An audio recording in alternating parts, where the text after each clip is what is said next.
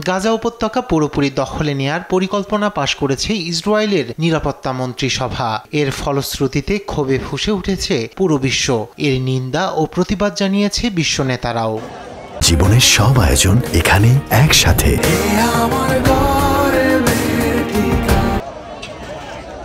গাজা ইস্যুতে ইসরায়েলকে সামরিক পদক্ষেপ পুনর্বিবেচনার তাগিদ দিয়েছে ব্রিটেন। এই পদক্ষেপ সংঘাতের সমাধান এবং জিম্মিদের মুক্তি নিশ্চিত করবে না, বরং রক্তপাত আরও বাড়াবে এবং শান্তি প্রতিষ্ঠার সম্ভাবনাকে ক্ষতিগ্রস্ত করবে বলে সতর্ক করেছেন যুক্তরাজ্যের প্রধানমন্ত্রী কিয়ার স্টারমার।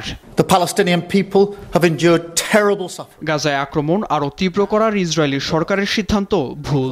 আমরা অবিলম্বে এই সিদ্ধান্ত পুনর্বিবেচনা করার জন্য তাদের প্রতি আহ্বান জানাচ্ছি। প্রতিদিন গাজায় মানবিক সংকট আরও প্রকট হচ্ছে। আমাদের এখনই যুদ্ধবিরতি প্রয়োজন। এজন্য দুই পক্ষকেই ধ্বংসের পথ থেকে সরে আসতে হবে। এটাই একমাত্র পথ এবং ভবিষ্যৎ প্রজন্মের জন্য স্থায়ী শান্তি গড়ে তুলতে সহায়ক হবে।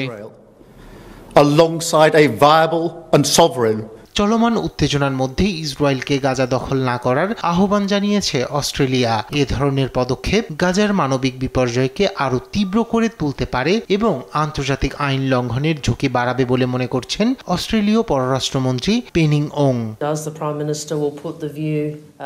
গাজা দখলের পরিকল্পনা শুধু মানবিক সংকটকে বাড়াবে না, বরং আন্তর্জাতিক আইনের স্পষ্ট লঙ্ঘন হবে। অস্ট্রেলিয়া ইসরায়েলকে এই পথে না যেতে আহ্বান জানিয়েছে, কারণ এটি গাজার মানুষের জন্য পরিস্থিতি আরও ভয়াবহ করে তুলবে।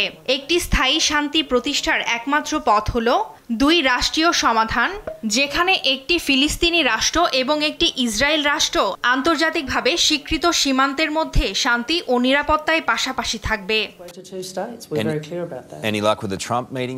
এদিকে স্থানীয় সময় বৃহস্পতিবার জাতিসংঘে ইসরায়েলি পরিকল্পনার নিন্দা জানিয়েছেন রাশিয়ার প্রতিনিধি দিমিত্রি পুলিয়ানস্কি।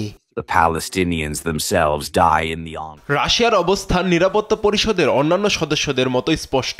আমরা মনে করি এই পরিকল্পনা শুধু জাতিসংঘের সিদ্ধান্তের লঙ্ঘন নয়, বরং এটি ইসরায়েল ফিলিস্তিন সংঘাতের স্থায়ী সমাধানের পথে বাধা। According to the UN World Food Program. অন্যদিকে নেতানিয়াহু প্রশাসনের সিদ্ধান্তে ক্ষোভ জানিয়েছেন খোদ ইসরায়েলি বিরোধী দলীয় নেতা ইয়ার লাপিদ। গাজা দখল ভয়াবহ বিপর্যয় ডেকে আনবে বলে সতর্ক করেন তিনি। এছাড়াও গাজা দখলের পরিকল্পনা বাতিলের আহ্বান জানিয়ে নেতানিয়াহুকে চিঠি দিয়েছেন 550 জনেরও বেশি সাবেক ইসরায়েলি সেনা, পুলিশ ও কূটনৈতিক কর্মকর্তা। রায়হান কবির শুভ্র, নিউজ ডেস্ক, দেশ টিভি।